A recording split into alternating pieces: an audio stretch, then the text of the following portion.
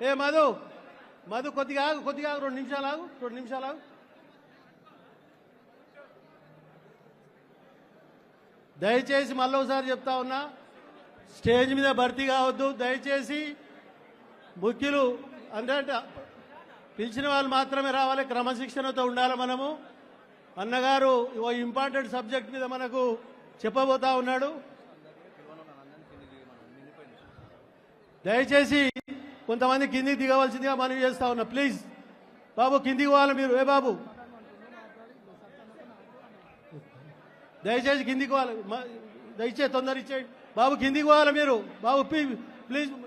పృథ్వీ నువ్వు ఒక్కనిరా, మీరు కిందికి దిగురు బాబు, ప్లీజ్ కింది దిగురు కిందికి. శ్యామ్ బాబు కిందికి దిగాలి ప్లీజ్, ఏమనుకోవద్దు బాబు, కిందికి దిగాలి, కిందికి దిగుడు ప్లీజ్. దయచేసి బీఆర్ఎస్ పార్టీ క్రమశిక్షణకు మారు పేరు. అందులో మన హరీశన్ అంటే ఇంకా క్రమశిక్షణ, దాన్ని పాటించవలసిందిగా మీ అందరికీ శిరస్సు వంచి నమస్కరించుకుంటూ ధన్యవాదాలు తెలియజేస్తా ఉన్నా.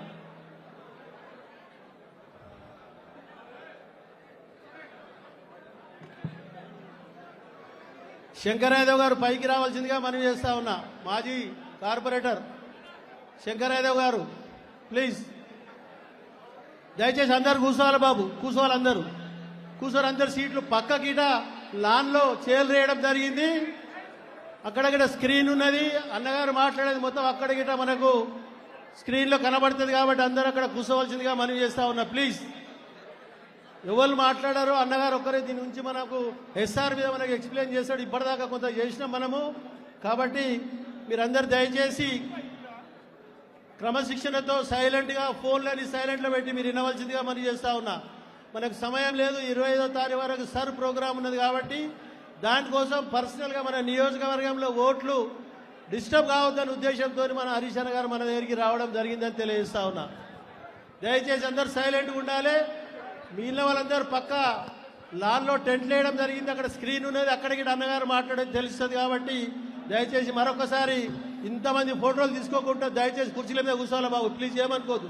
కుర్చీల మీద కూర్చోవాలి బాబు, బయట బాబు అందరు కూర్చోవాలి ప్లీజ్, అందరు కూర్చోవాలి, అందరు కూర్చోవాలి బాబు. బాబు మీకే చెప్పేది, ఏయ్ నడు, ఏ బాబు నడు, చెల్లాడు బయట నడు, కూర్చోరాడా, కూర్చోని అమ్మ కూర్చోండి, కూర్చోండి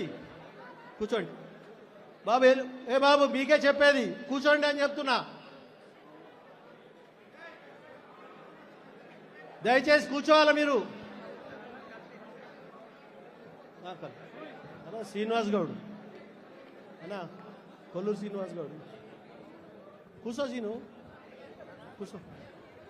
దయచేసి అందరూ బాబు మీ పిల్లలందరూ పోవాలి వెనక, ప్లీజ్ ఏమనుకోదు, పోరి వెనక కోరి, ప్లీజ్ వెనక కోరి, మీరు వెనక కోరి అందరు. బాబు మీకే చెప్పేది, ఏ బాబు ఏయ్ వినబడుతుందా, పాగాలున్నావేం రా, నడు అందరు వెనక పోవాలి బాబు. కూర్చోండి, సీట్ల మీద కూర్చోండి, దయచేసి కూర్చోండి, డిస్టర్బ్ కాకండి. గోపాల్ పిలు, మన గోపాల్ బండ్లగూడ గోపాల్ వేదికపైకి రావాల్సిందిగా మనం చేస్తా ఉన్నాం. కండువా తీసుకోండి. గిరి బయట ప్లీజ్, గిరి బయట, టైం వేస్ట్ नहीं करना.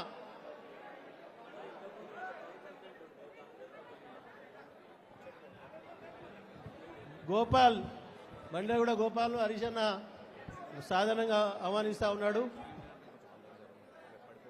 బాబు స్క్రీన్ నుంచి పక్క జరగాల ప్లీజ్, ఏమనుకోదు మీరు. స్క్రీన్ కింద పడితే మళ్ళీ ఇబ్బంది అవుతుంది. గోపాల్ ఆ సైడ్లో కొరి, ఈ సైడ్లో కనబడాలి. మరి అన్నయ్య చెప్పేది కనబడాలంటే మరి సైడ్లోకి వెళ్ళిపోవాలి. బాబా తీసుకొని పోనాడు, అందరు సైడ్లోకి వెళ్ళిపోరు. అక్కడ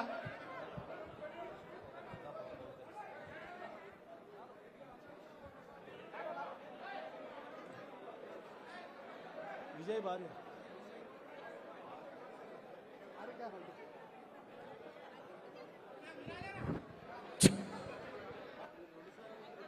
చైర్మన్ రండి, ఇక్కడ రండి, అక్కడ రండి.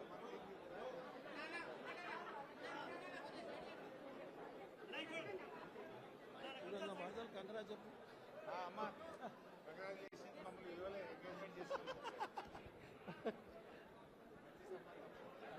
అడిగినా మొత్తం మొదలు అన్నని అడిగినా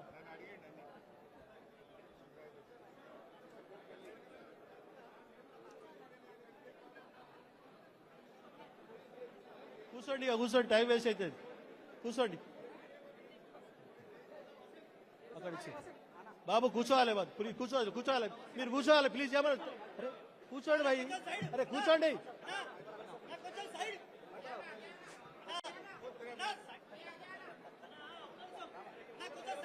హర్ష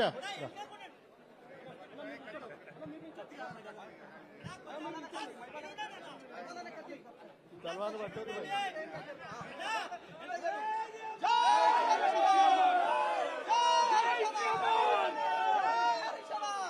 చలో కూర్చోరు, అందరు కూర్చోండి ఇక ప్లీజ్. బాలమల్లన్న మాట్లాడతాడా? అందరికీ నమస్కారం. ఇప్పుడు శ్రీకాంత్ ఎక్కడ? శ్రీకాంత్ రాలే. శ్రీకాంత్ ఎలా పడతలేవు మరి. అందరికీ నమస్కారం. బాబు కొద్దిగా సైలెంట్ కావాలి, లేవాలా మీరు. సెల్ ఫోటోలు తీసుకోవాలి, అందరు లేవండి, లేవండి. స్టేజ్ కాకలు అడ్డం జరగాలి, మీరేమనుకోవద్దు. అందరికీ నమస్కారం. ఈరోజు పటాన్చెరు నియోజకవర్గ స్థాయి సర్ ప్రోగ్రాం గురించి, దాని అవేర్నెస్ ప్రోగ్రాం గురించి ఈరోజు మన ముఖ్య అతిథులు పెద్దలు హరీష్ అన్న గారు నియోజకవర్గంలో మినీ భారతదేశంగా ఉన్న ఈ నియోజకవర్గంలో ఉన్న అంత తెలంగాణ బిడ్డలే వాళ్ళంతా 28 రాష్ట్రాలలో ఉన్నారు. ఇక్కడ వారు డిస్టర్బ్ కాకుండా వాళ్ళంతా మన తెలంగాణ బిడ్డలే.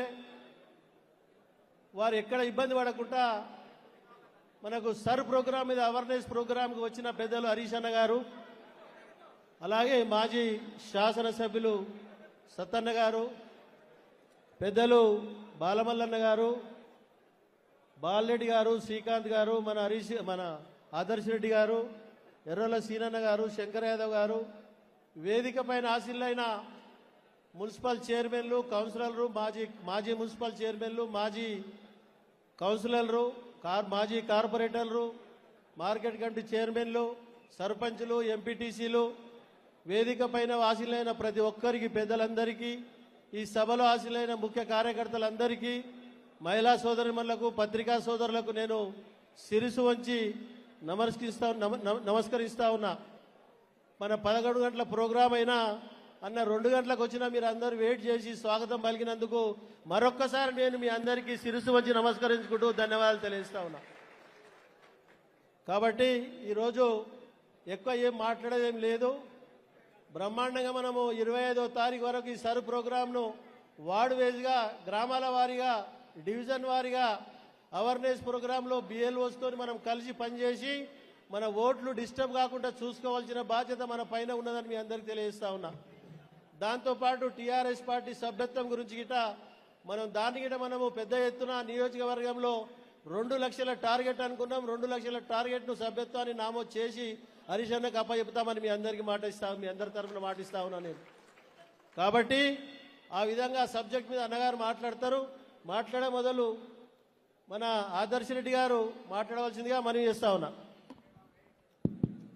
అందరికీ నమస్కారం. ఇవాళ పటాన్చెరు నియోజకవర్గంలో మరి ఎస్ఐఆర్ మరియు మన పార్టీ మెంబర్షిప్ డ్రైవ్ గురించి దాని గురించి అవగాహన సదస్సుకి విచ్చేసిన పెద్దలు, మన మాజీ మంత్రివర్యులు, మనందరి ప్రియతమ నాయకులు గౌరవనీయులు మన హరీష్ రావు గారు, అదే రకంగా మన శాసనసభ్యులు మైపాల్ రెడ్డి గారు, మాజీ శాసనసభ్యులు సత్యనారాయణ గారు, మరి మన ఇన్ఛార్జ్ బాలమల్లు గారు, ఎర్రోల శ్రీనివాస్ గారు, మరి శంకర్ యాదవ్ గారు, బాలరెడ్డి గారు, శ్రీకాంత్ గౌడ్ గారు, గవర్ధన్ అన్న, ఇక్కడ విచ్చేసిన మెట్టుకుమార్ గారు, సోమరెడ్డి గారు, పాండన్, అందరూ కూడా వేదికను అలంకరించిన పెద్దలు, ఇక్కడికి విచ్చేసిన బీఆర్ఎస్ పార్టీ కుటుంబ సభ్యులు, ప్రింట్ మరియు ఎలక్ట్రానిక్ మీడియా వారికి టైం లేదు కాబట్టి పేర్లు తీసుకోలేకపోతున్నా. ప్రతి ఒక్కరికి కూడా పేరు పేరున హృదయపూర్వకంగా నమస్కారం తెలియజేసుకుంటూ, మరి నిజంగా చాలా సంతోషంగా ఉంది. అపూర్వమైన మరి స్వాగతం పలికి మన ప్రియతమ నాయకులు హరీష్ రావు గారిని బీఆర్ఎస్ పార్టీ పటాన్చెరులో ఏ రకంగా ఉంది అంటే ఇక్కడికి వచ్చి హరీష్ రావు గారి స్వాగతం ఎట్లా పలికిరో అది చూస్తే అర్థమవుతుంది అనే విధంగా మరి ఇవాళ మన పటాన్చెరు బీఆర్ఎస్ పార్టీ నాయకులు ఎమ్మెల్యే గారి ఆధ్వర్యంలో ఇంత పెద్ద ఎత్తున మరి హరీష్ రావు గారిని స్వాగతం పలికినందుకు అందరికీ కూడా ధన్యవాదాలు తెలియజేసుకుంటూ ఒకటి నేను ఎప్పుడు చెప్తుంటా మరి పార్టీని కాపాడుకుంటే మనందరం కూడా బాగుంటుంది కాబట్టి పార్టీ గట్టిగా ఉంటేనే మనందరం బాగుంటుందన్న ఉద్దేశంతో సంవత్సరంన్నర కింద పార్టీకి ఒక ఇబ్బంది వచ్చినా కూడా ఏ రకమైన వేషజాషాలకు పోకుండా గ్రూపులు కట్టకుండా ఈగోలన్నీ కూడా పక్కకు పెట్టి అందరం కలిసి మరి పార్టీని ముందుకు తీసుకుపోయినాం. దాని యొక్క రిజల్టే మరి 5 మున్సిపాలిటీలు గెలవడం.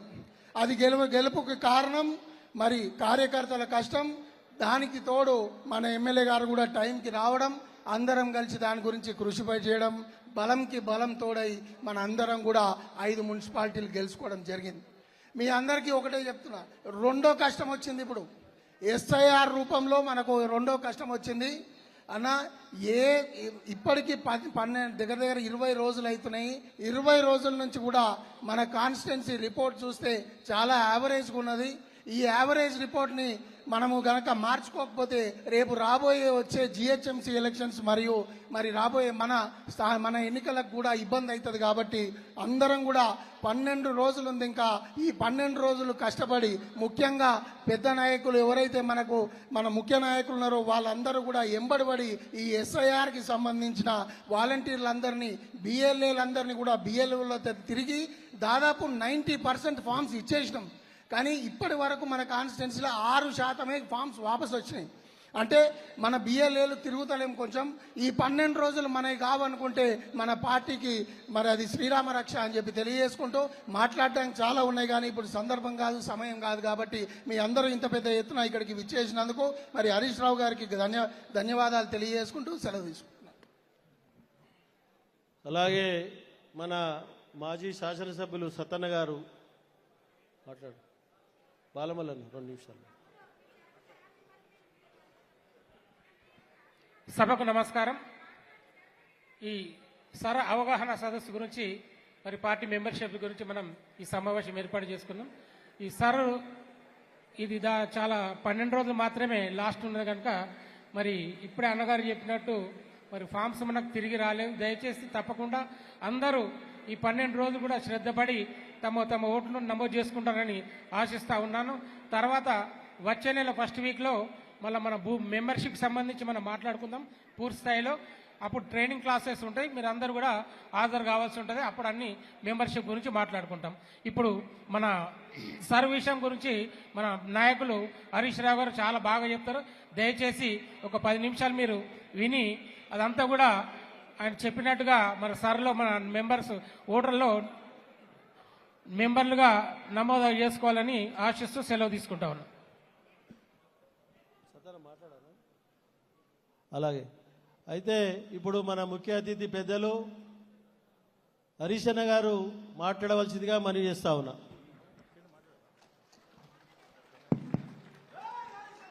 జై తెలంగాణ, జై తెలంగాణ. కేసీఆర్ గారి నాయకత్వం, కేసీఆర్ గారి నాయకత్వం. జోహార్ తెలంగాణ మన వీరులకు. గౌరవ శాసనసభ్యులు మిత్రులు గూడెం మహిపాల్ రెడ్డి గారికి, మన నియోజకవర్గ ఇన్ఛార్జిగా ఉన్న మిత్రులు ఆదర్శ్ రెడ్డి గారికి, గౌరవ మాజీ శాసనసభ్యులు పెద్దలు సత్యన్న గారికి, మన ఉమ్మడి మెదక్ జిల్లా ఎన్నికల మరియు మెంబర్షిప్ ఇన్ఛార్జిగా ఉన్నటువంటి పార్టీ ప్రధాన కార్యదర్శి బాలమల్లు గారికి, తమ్ముడు ఎర్రోళ్ళ శ్రీనివాస్ గారికి, శంకర్ యాదవ్ అన్న మాజీ కార్పొరేటర్ గారికి, సోమరెడ్డి గారికి, శ్రీకాంత్ గౌడ్ గారికి, బాలరెడ్డి గారికి, మన మెట్టు కుమార్ గారికి, పృథ్వీ గారికి, మరి పేర్లు చాలా ఉన్నాయి. మా 4 చైర్మన్లు ఉన్నారు, మా వైస్ చైర్మన్ సాబ్ ఉన్నాడు, గోవర్ధన్ ఉన్నాడు, వెంకటేష్ గౌడ్ ఉన్నాడు. మరి ఏమనుకోకుందిగా ముఖ్యంగా మా చెల్లెళ్ళు, మా మహిళా సోదరీమణులు, అదేవిధంగా వేదిక మీద ఉన్న 5 మున్సిపాలిటీల చైర్మన్లు, వైస్ చైర్మన్లు, కౌన్సిలర్లు, మాజీ మార్కెట్ కమిటీ చైర్మన్లు, మాజీ జెడ్పీటీసీలు, మాజీ ఎంపీపీలు, మాజీ కార్పొరేటర్లు, పార్టీ సీనియర్ నాయకులు, ఉద్యమకారులు, బీఆర్ఎస్ కుటుంబ సభ్యులు, మీడియా మిత్రులు అందరికీ పేరు పేరున నమస్కారం. ముందుగా ఆలస్యంగా వచ్చినందుకు మీరు నన్ను మన్నించాలి. తప్పని పరిస్థితి అయింది. ఆ రేవంత్ రెడ్డి నిన్నేదో మాట్లాడితే గట్టిగా ఈడ్ కా జవాబ్ పత్తర్ సే దేనా అన్నట్టు మరి తెలంగాణ భవన్లో ఆయనకు గట్టిగా సమాధానం చెప్పి బయలుదేరి వచ్చే వరకు లేట్ అయింది. లేట్ అయితే అయిందేమో కానీ దారి వెంట మా మధు, మా శ్రీకాంత్ ఖచ్చితంగా నువ్వు బండి ఎక్కాల్సిందే ర్యాలీలో అన్నారు. ర్యాలీ ఎక్కితే 1.5 గంట సేపు పట్టింది. ఇక్కడ నేను చెప్పాలనుకున్నది ఏంటంటే ఇదేమి ఎలక్షన్ లేవు, ఇప్పుడే రేపో మాపో ఓట్లు లేవు, ఇంకా దోసాలు ఉంది. కానీ ఆ 1.5 గంట సేపు ర్యాలీలో ఎటువైపు చూసినా ఆటోలలో బయటోళ్ళు కావచ్చు, కార్లలో బయటోళ్ళు, బండ్ల మీద బయటోళ్ళు, దుకాన్లలో ఉన్నోళ్ళు, బస్సులలో బయటోళ్ళు మొత్తం బయటకు వచ్చి ఇట్లా ఇట్లా ఇక మనదే అన్నా మళ్ళా మనదే. జనరల్ గా ఆ స్పందన ఎప్పుడు ఉంటుంది? ఇక రేపో మాపో ఎలక్షన్లు ప్రచారం స్టార్ట్ అయితే ఉండాలి. ఇంకా దోసాలు ఉన్నది ఎలక్షన్. ఆడోళ్ళు, మగోళ్ళు, పిల్లలు, పెద్దోళ్ళు ఇంకా అంగేసుకోలేదు, లోపలికి వెళ్ళి ఉరకచ్చుకుంటూ కూపుతున్నారు చేతులు. అంటే అంత స్పందన ఉన్నది. ఇలా ప్రజల్లో ఒక స్పష్టత వచ్చింది. ఈ స్కాములుగా ప్రభుత్వం పోవాలి, మన స్కీమ్ల కేసీఆర్ మళ్ళీ రావాలి. యావత్ తెలంగాణ కోరుకుంటుంది. రైతులు కావచ్చు, కార్మికులు, విద్యార్థులు, నిరుద్యోగులు, ఉద్యోగులు, రిటైర్డ్ ఉద్యోగులు, ఉపాధ్యాయులు, అక్కలు, చెల్లెళ్ళు, తమ్ముళ్ళు, పిల్లలు, వీళ్ళందరి మాట ఒకటే, మళ్ళీ బీఆర్ఎస్ రావాలి. సరే, ఈరోజు మనం పెట్టుకున్న ప్రోగ్రాం ఎస్ఐఆర్. ఈ ఎస్ఐఆర్ ఏంది అసలు? ఈ ఎస్ఐఆర్లో మనం ఏం చేయాలి? ఈ ఎస్ఐఆర్కు ఎందుకంత ప్రాముఖ్యత ఉన్నది? దయచేసి కార్యకర్తలు బాగా వినాలి. ఇది బంద్ చేయి బిడ్డ. నిన్న మొన్న ఈ మధ్యకాలంలో కొన్ని రాష్ట్రాల్లో ఎన్నికలు జరిగినాయి. పశ్చిమ బెంగాల్లో 90 లక్షల ఓట్లు తీసేసిందట. మమతా బెనర్జీ గెలవకుండా ఆగం పట్టించిందని మనం టీవీలో చూసినాం, పేపర్లో చూసినాం.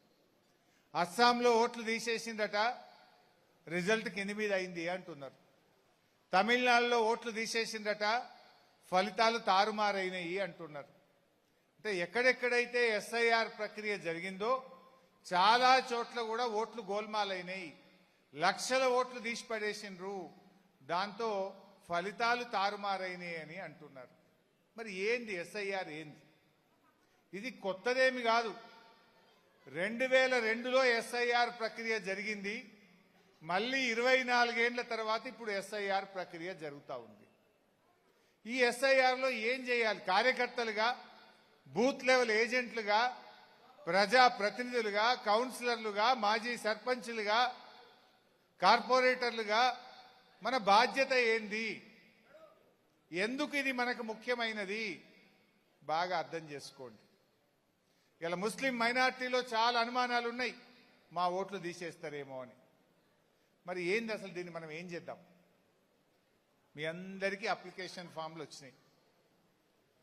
గ్రామాల్లో అయితే అంగన్వాడీ టీచర్లు, మున్సిపాలిటీల్లో అయితే ఆర్పీలు, జిహెచ్ఎంసీ పరిధిలో కూడా ఆర్పీలు మీకు ఎన్యూమరేషన్ ఫామ్లు తెచ్చి ఇవ్వడం జరిగింది. ఇందులో ఎన్యూమరేషన్ ఫామ్లు నింపి తిరిగి ఇచ్చిన వాళ్ళు ఎందరో చెయ్యొద్దండి ఒకసారి. మీరు ఇయ్యలే వాపస్. నేను ఇప్పుడే లిస్టు చూసిన. పటాన్ చెరువు కాన్స్టిట్యున్సీలో దరఖాస్తులు నింపి వాపస్ ఇచ్చింది రూపాయికి 10 పైసలే ఇచ్చిండ్రు. నువ్వు ఇచ్చినావా కుమార్ యాదవ్? నువ్వు ఇచ్చినావా? 10 పైసలే ఇచ్చారు. ఇంకా 90 పైసల మంది అప్లికేషన్లు ఇవ్వలేదు. అంటే విషయం ఏంటంటే దరఖాస్తు ఇవ్వకపోతే మీ ఓటు హక్కు ఉండదు ఇక आप फॉर्म भरना जरूर देना अगर से फॉर्म भर के नहीं दिए तो तुम्हारा वोट निकाल देंगे ये बात सीधा सीधा आप समझने की जरूरत है फॉर्म नहीं भर के वापस नहीं दिए तो आपका वोट निकल जाता అందువల్ల ఎట్టి పరిస్థితుల్లో ఫామ్ నింపి ఇవ్వాల్సిందే దానికి లాస్ట్ డేట్ 24వ తారీఖే మీరు ఫామ్ ఇవ్వడం ఎంత ముఖ్యమో ఇచ్చిన ఫామ్ ను మళ్ళీ వాళ్ళు ఆన్లైన్ చేయాలి 25వ తారీఖులోగా అంగన్వాడీ టీచరు ఆ బూత్ లెవెల్ ఆఫీసర్ ఆన్లైన్ చేయాలి ఆన్లైన్ చేయకపోతే ఓటు పోతుంది మరి ఫామ్ నింపాలంటే 1,00,000 ప్రశ్నలు అడుగుతున్నారు డౌట్లు వస్తున్నాయి ఎట్లా అప్పుడు బీహార్లో ఓటు ఉండే అప్పుడు నాకు బెంగాల్లో ఓటు ఉండే లేకపోతే దుబ్బాకలు ఉండే జైరాబాద్లు ఉండే నారాయణ్ ఖేడ్లో ఉండే ఇప్పుడు నేను పటాన్చెరులో ఉన్నా మరి నా ఓటు ఇక్కడన్నా అక్కడన్నా ఇప్పుడు నారాయణ ఖేడ్లో వచ్చి పటాన్చెరులో చాలా మంది ఉంటారు మరి వాళ్ళ ఓటు ఎవరు ఎక్కడ రాసుకోవాలి నారాయణ ఖేడ్నా ఇక్కడన్నా అప్పుడు నారాయణ ఖేడ్లో ఓటు ఉంది వాళ్ళకు పటాన్చెరులో కూడా ఓటు ఉన్నది ఇప్పుడు వాళ్ళని అడుగుతారు నువ్వు ఇక్కడ ఉంటావా అక్కడ ఉంటావా ఇక్కడనే ఉంటా అంటే ఓటు ఇక్కడనే నమోదు చేయాలి పోయినసారి ఓటు నారాయణ ఖేడ్లు ఉందనుకో 2002లో నీకు ఓటు ఎక్కడుంది అప్పుడు ఆ నియోజకవర్గ నంబర్ ఎంత అని అడుగుతారు అది ఎవరికి తెలియదు గుర్తుండదు దాన్ని మీ బిఎల్ఓ కానీ మన బిఎల్ఏలు వెతికి పాత ఓటు ఎక్కడుంది ఆ నియోజకవర్గ నంబర్ ఎంత వాళ్ళ తల్లి తండ్రి లేకపోతే నాయనమ్మ తాత వాళ్ళతో దాన్ని ఫ్యామిలీ గ్రూపింగ్ చేసి రాయాల్సి ఉంటుంది ఇదంతా జర కిరికిరి వ్యవహారం ఉన్నది కానీ ఒక్క ముచ్చట మాత్రం చెప్పదలుచుకున్నా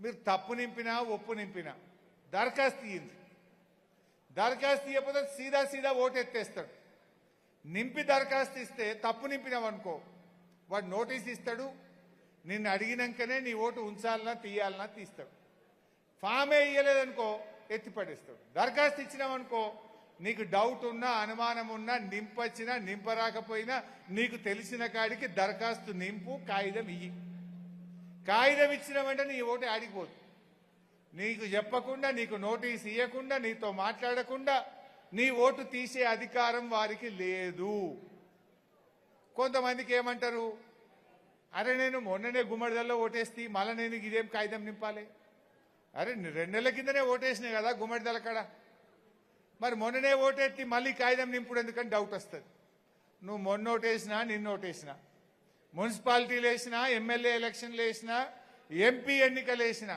నువ్వు ఎన్నిసార్లు ఓటేసినా ఇప్పుడు కాగితం నింపితేనే నీకు ఓటు లేకపోతే లేదు మరి చాలా మందికి నింపరాదు కదా బీహార్కి వెళ్ళి ఇదేమో తెలుగులో కాగితం ఉండే వాళ్ళు ఎట్లా నింపాలి ఛత్తీస్గఢ్కి వెళ్ళి వచ్చే వాళ్ళకి తెలుగు రాదాయే మన పెద్ద మనుషులు కూడా వెనకట చదువుకోని వాళ్ళు ఉన్నారు మరి వాళ్ళకి ఎట్లా నింపాలంటే మన బూత్ లెవెల్ ఏజెంట్లు నింపాలి అగో మరి బూత్ లెవెల్ ఏజెంట్లు మనం పోతే అంగన్వాడీ వాళ్ళు లేకపోతే ఆ బూత్ లెవెల్ ఆఫీసర్ మనకు సహకరించరేమో కదా బరాబర్ మీకు సహకరించాల్సిందే ఇది రాజ్యాంగ ప్రక్రియ ఎన్నికల కమిషనే రాజకీయ పార్టీలకు ప్రతి బూత్లో అధికారికంగా ఒక ఏజెంట్ పెట్టుకునే అవకాశం ఇచ్చింది బాజాబ్తా మీరు బూత్ లెవెల్ ఏజెంట్ వెంట వెళ్ళాలి దరఖాస్తులు నింపాలే ఇచ్చే అధికారం మీకున్నది మిమ్మల్ని రావద్దని కానీ మీరు ఫాములు నింపద్దని కానీ చెప్పే అధికారం వాళ్ళకు లేదు బూత్ లెవెల్ ఏజెంట్లుగా మీకు అన్ని హక్కులు ఉన్నాయి నాకు తెలిసి మైపాల్ రెడ్డి గారు ప్రతి బూత్లో కూడా ఏజెంట్ పెట్టిండ్రు అని అనుకుంటున్నా బూత్ లెవెల్ ఏజెంట్లు ఒక్కసారి చేయొద్దండి ఇక్కడ ఎంతమంది ఉన్నారు రైట్ సో ఈ బూత్ లెవెల్ ఏజెంట్లుగా మీ మీదనే చాలా కీలకమైన బాధ్యత ఉంటుంది మీరు కొంచెం దయచేసి క్రమశిక్షణతోని బూత్ లెవెల్ ఏజెంట్లు ఫాములు నింపి వాపస్ ఇవ్వండి నేను ఇప్పుడే లిస్టు చూసిన ఆధార్ చూపించిండు 10% మాత్రమే అప్లికేషన్లు నింపి వాపస్ ఇవ్వడం జరిగింది ఇంకో కొంతమంది ఉంటారు ఇక్కడ తల్లిదండ్రులు ఉన్నారు పిల్లలు దుబాయ్కి పోయినరు అమెరికాలో ఉన్నారు పిల్లలు లేకపోతే నేను మొన్న ఎప్పుడు అమెరికా పోయినా పటాన్చెరు పిల్లోడు కలిసిండు అప్పుడు టీఆర్ఎస్ వీళ్ళ పనిచేసిన ఇప్పుడు నేను న్యూయార్క్లో ఉంటున్నా అని ఏం పేరే తాహెర్ కరెక్ట్ నాకు అమెరికాలో కలిసిండు लेकिन वोट तो पठान चेरू में अन्ना मैं ఎలక్షన్ మీద ఆకే జరూర్ బీఆర్ఎస్ కు దాల్తూ అంటుండు న్యూయార్క్లో కలిసిండు నాకు మరి ఇప్పుడు ఆ పిల్లవాడు దరఖాస్తు ఎట్లా ఇవ్వాలి ఎగ్జాంపుల్ అర్థం కానికి చెప్తున్నా ఇప్పుడు ఆయన అమెరికాలో ఉండే న్యూయార్క్లో మరి ఆ పిల్లవాడిని ఓటు ఇప్పుడు దరఖాస్తు ఇవ్వకపోతే ఉంటుందా పోతుందా ఎవరు ఇవ్వాలి దరఖాస్తు ఇవ్వచ్చా ఇయ్యరాదా ఇస్తే ఎట్లా ఇవ్వాలి ఎవరైనా దుబాయ్లో ఉన్నా గల్ఫ్లో ఉన్నా ప్రపంచంలో ఎక్కడున్నా భారతదేశంలో బొంబాయిలో బెంగళూరులోనో ఢిల్లీలోనో ఇంకెక్కడున్నా సరే అతనికి ఇక్కడ రావాల్సిన అవసరం లేదు తల్లి కానీ తండ్రి కానీ భార్యదైతే భర్త భర్తదైతే భార్య వీళ్ళే అప్లికేషన్ నింపి కుడి సైడ్ నింపాలి ఎడమ వైపు కాకుండా కుడివైపు నింపి కింద తండ్రి అని సంతకం కొడుకు అమెరికా అన్నాడు కొడుకు వివరాలన్నీ రాసి కింద తండ్రి సంతకం పెట్టి బ్రాకెట్లో తండ్రి అని రాయాలి తండ్రి చనిపోయిండు తల్లి ఉన్నది కొడుకు డీటెయిల్స్ అన్ని రాసి తల్లి సంతకం పెట్టి బ్రాకెట్లో తల్లి అని రాయిండు తల్లి తండ్రి ఇద్దరు లేరు భార్య ఈడు ఉన్నది భర్త దుబాయ్లో ఉన్నాడు భార్యనే కుడివైపు భర్త వివరాలన్నీ రాసి ఆమె సంతకం పెట్టి బ్రాకెట్ల భార్య అని రాయొచ్చు అంటే ఇతర దేశాల్లో ఉన్న ఇతర నగరాల్లో ఉన్న వాళ్ళ ఓటును నమోదు చేసే అవకాశం మనకు ఉన్నది వాళ్ళు లేకపోతే మీరే భర్తీ చేసి కింద బ్రాకెట్లో రాయొచ్చు సంతకం పెట్టొచ్చు అనే విషయాన్ని మీ అందరికి తెలియజేసే ప్రయత్నం చేస్తా ఉన్నాం కానీ దరఖాస్తు అయితే కంపల్సరీ ఇవ్వాలి మరి కొత్త పిల్లలు ఉన్నారు ఇప్పుడే 18 ఏళ్ళు వచ్చినాయి వాళ్ళకు ఓటు హక్కు ఎట్లా వాళ్ళకి 25వ తారీఖు తర్వాత ఫామ్ 6 కొత్త ఓటర్ కింద నమోదు చేసుకునే అవకాశం ఉంటుంది ఆ కొత్త ఓటర్లను ఫామ్ 6 కింద కూడా నమోదు చేయించాలని చెప్పి కూడా నేను మీకు ఈ సందర్భంగా కోరుతా ఉన్నా అందువల్ల కొత్త ఓటర్లు కూడా మనకు చాలా ఇంపార్టెంట్ మన పార్టీ కుటుంబ సభ్యులు మన పార్టీ నాయకులు అందరు కూడా నింపాలి और बहुत सारे लोग नॉर्थ इंडिया से पटानचेरू में काम कर रहे आप तो इधर ही घर बना लिए इधर ही रहना चाह रहे आप लोग फिर आप डिसाइड करना कि हम वोट इधर ही रखेंगे आप लोग भी आपका फॉर्म जो एन्यूमरेशन फॉर्म आपको दिए वो भर्ती करके आप वो दरखास्त देना चाहिए अब पिछले 2002 में तुम्हारा अगर से वोट है जब कहां पर वोट है वो भी आप उसमें लिख के देना है सो आप तमाम नॉर्थ इंडिया के जहां जहां से यहाँ के या सेटिल हो गए वो आप सब लोग भी आप दरखास्त भर के दिए तो आपका वोट रहेगा वोट रहे तो ही कल आपको इज्जत मिलता आपके काउंसलर साहब आपके कारपोरेटर साहब आपके पास आएंगे आपका मदद पूछेंगे बाबू, आपको सपोर्ट करेंगे పెద్దలు మాట్లాడేటప్పుడు డిస్టర్బ్ కాకుండా కూర్చోవాలి బాబు ప్లీజ్ ఏ బాబు ప్రసాద్ కూర్చోండి ఏం కాదు తమాషాలు చేస్తురా బాత్రూమ్ పోతారు మంచినీళ్ళ పోతారు వచ్చుడే లేట్ వచ్చిన నేను 11 बजे చెప్పి 2 बजे వచ్చినాయి కదా పోనీలే అయితే జరూర్ आप लोग वोट भर के देना है ఆ దరఖాస్తు भर के देना है సో ఈ రకంగా అందరూ కూడా అప్లికేషన్లు నింపే ప్రయత్నం చేయండి ఇప్పుడు రేపు మళ్ళీ కార్పొరేటర్ నిల్చుంటారు నవంబర్లోనో డిసెంబర్లోనో జిహెచ్ఎంసీ ఎలక్షన్ అయింది అంటున్నారు చాలా మంది పోటీ చేయడానికి తయారున్నారు ఇక్కడ మరి పోటీ చేయడానికి తయారున్నారు కానీ మరి ఈ పని ఎందుకో చేస్తలేరు మీరు తిరుగుతలేరు మీరు మా బూత్ లెవెల్ ఏజెంట్లను అసలు పట్టించుకుంటలేరు మా బూత్ లెవెల్ ఏజెంట్లో కనీసం తమ్ముళ్ళ కింద ఛాయ్ పానీ ఏమైనా చూస్తురా ఏమైనా బిడ్డ జర పనిచేయరాని వాళ్ళకి ఇంత గౌరవం ఇస్తున్నారా జర పట్టించుకోవాలి కదా మరి రేపు మీరు నిలబడటమంటే మరి వాళ్ళు అనుకుంటేనే గెలుస్తారు లేకపోతే గెలవరు మరి మీరు ఎవరు మంచిగా అరుచుకుంటే గాలకే మంచిగా చూస్తారు రేపు వాళ్ళు ఎవరికి టికెట్ ఇవ్వని చెప్తే గాలకే ఇస్తుంది పార్టీ మరి లేకపోతే మీరు కింది మీద అవుతారు మీ ఇష్టం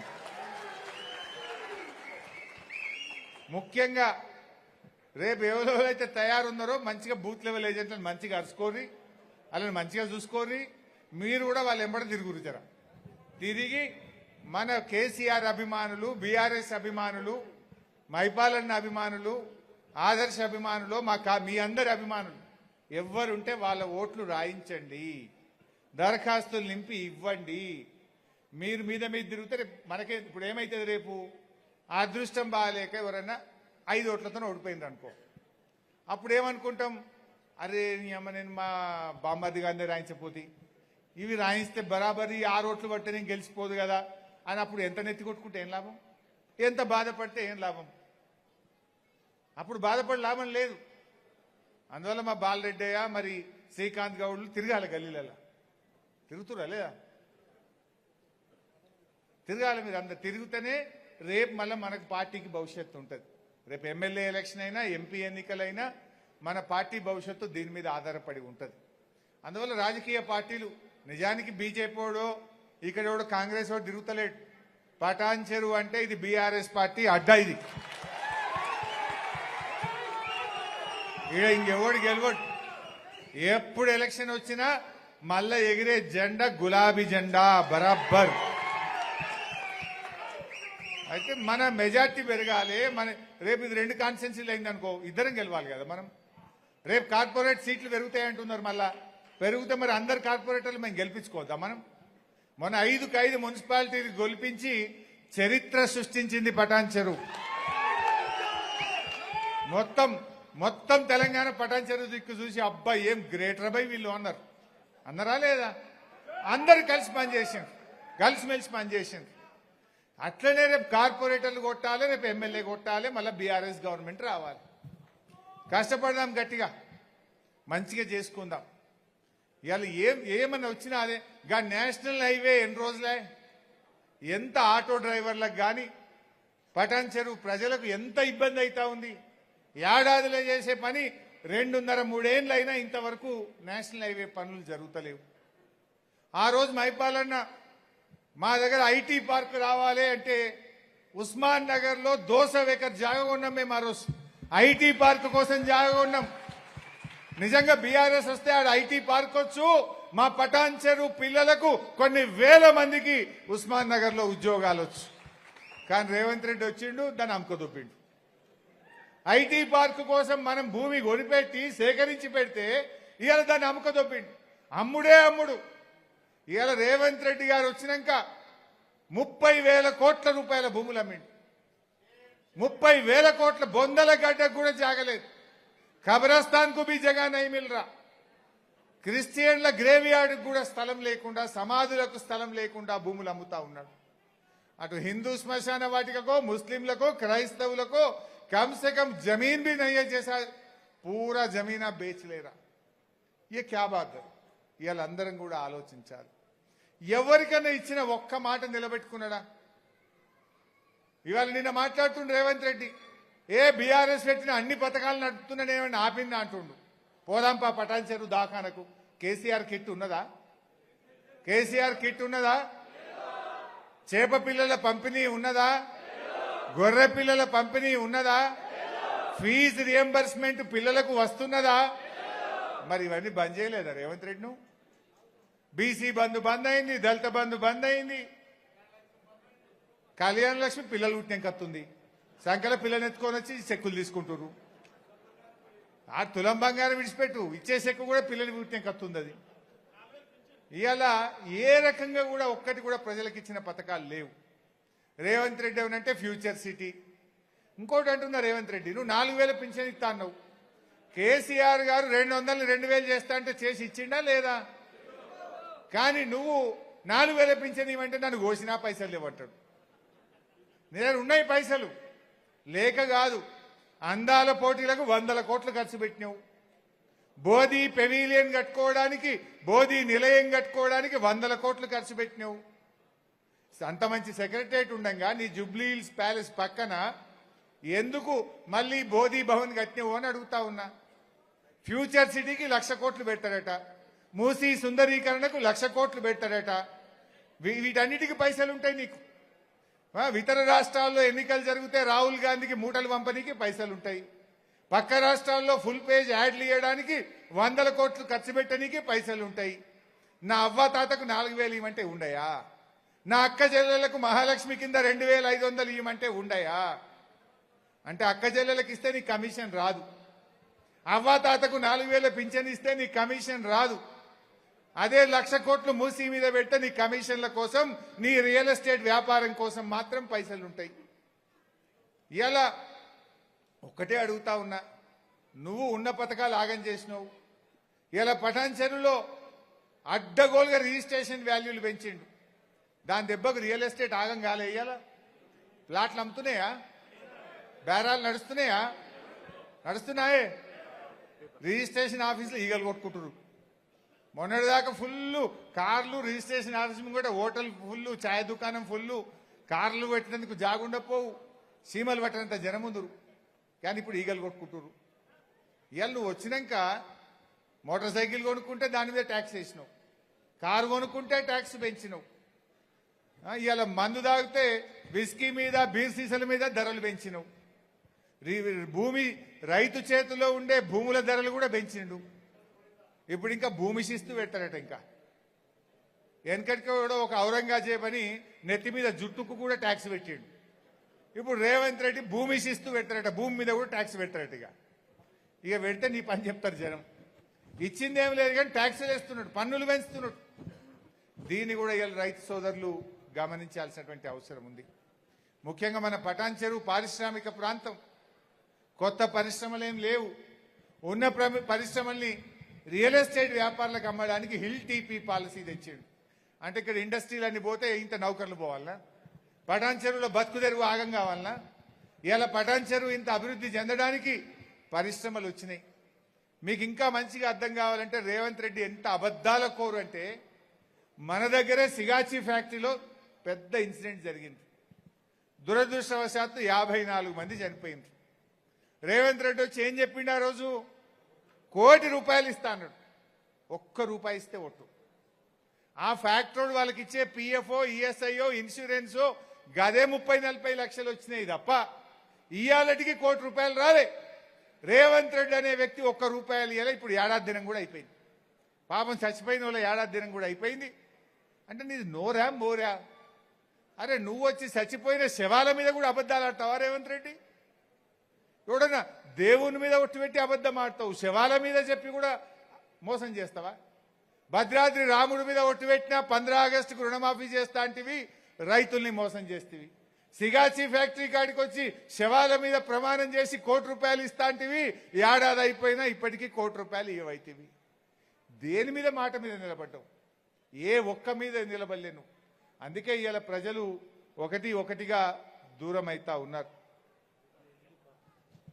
ఇలా బీఆర్ఎస్ ప్రభుత్వం వచ్చినాక ఎన్నో మంచి పనులు చేసినాం. మనం అమీన్పూర్ మండలం చేసుకున్నాం, కొత్త మున్సిపాలిటీలు చేసుకున్నాం, ఎన్నో మంచి కార్యక్రమాలు. మైపాలన్న ఏం చెప్తే జీవో ఇచ్చిన నేను. అరే మార్కెట్ కమిటీ కావాలంటే సాయంత్రం కల్లా జీవో ఇయ్యలేదా? సుల్తాన్పూర్లో మెడికల్ డివైస్ పార్క్ ఇవాళ ఎంత అద్భుతంగా వచ్చింది. ఆ మెడికల్ ఏ కాలుష్యం లేదు, పొల్యూషన్ లేదు. 25,000 మంది ఇలా మెడికల్ డివైస్ పార్క్ లో బతుకుతున్నారంటే అది బీఆర్ఎస్ ప్రభుత్వం కేసీఆర్ గారు చేసినటువంటి కృషి అని నేను గుర్తు చేస్తా ఉన్నా. గిడ హాస్పిటల్ ఆనాడు కేసీఆర్ గారు వచ్చే కొబ్బరికాయ కొట్టింది, ఇప్పుడు తయారున్నది. ఈ కొడుకులు ఇనాగ్రేషన్ కూడా చేస్తలేరు, రెడీ టు ఇనాగ్రేషన్. దాదాపు 300 కోట్లతోని ఆనాడు కేసీఆర్ గారు multi purpose super speciality hospital ను పటాన్ చెరువుకు ఆ రోజు మంజూరు చేయడం జరిగింది. శివానగర్ లో అద్భుతమైన ఎల్ఈడి పార్క్ పెట్టినాం. కొన్ని 100,000 మంది అక్కడ కూడా ఉద్యోగాలు చేస్తా ఉన్నారు. నువ్వేం చేసినావు రేవంత్ రెడ్డి? పటాన్ చెరువులో మేము ఐటీ పార్క్ పెడతాం, చదువుకున్న పిల్లలకు ఉద్యోగాలు వస్తాయంటే ఆయన భూములు అమ్ముకొద్దుపినాం. కొత్తగా పెట్టింది ఏం లేదు. తయారున్న భూమిని ఐటీ పార్క్ కోసం తీసిపెట్టిన భూమిని అమ్ముకొని ఇవాళ రేవంత్ రెడ్డి కమిషన్ల కోసం కాంట్రాక్టర్లకు బిల్లులు ఇస్తున్నాడు. ఇది ఇవాళ ఈ ప్రభుత్వం చేస్తున్నటువంటి కార్యక్రమం.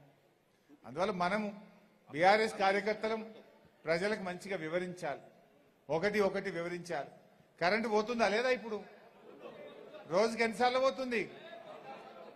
5 సార్లు 6 సార్లు పోతుంది. కేసీఆర్ ఉన్నప్పుడు ఎప్పుడైనా కనురెప్పగొట్టినంతసేపు కరెంటు పోయినా? అదే చిన్న పొరలు అంటారు. కరెంటు పోగి నాకు రేవంత్ రెడ్డి వచ్చిండు కరెంటు పోయింది అంటలేరు ఇంట్లో స్కూల్ పిల్లలు. ఇవాళ కరెంటు కూడా నడపలేకపోతున్నాడు. అన్ని మంచిగా చేసి కేసీఆర్ గారు ఇచ్చిండు, కానీ ఇలా ఆ వ్యవస్థను నడపడంలో కూడా ప్రభుత్వం ఇవాళ ఫెయిల్ అయిపోయింది. సో ఏది ఏమైనా నేను ఒకటే కోరుతా ఉన్నా, మా కొల్లూరు డబుల్ బెడ్రూమ్లు ఆనాడు కేసీఆర్ ఎంతో అద్భుతంగా కొల్లూరులో డబుల్ బెడ్రూమ్లు కట్టిండు. దాని పేరే కేసీఆర్ నగర్ అని పెట్టుకున్నాం ఆ రోజు మనం. కానీ ఇవాళ మొన్న ఆడ షాపులు ఉంటాయి,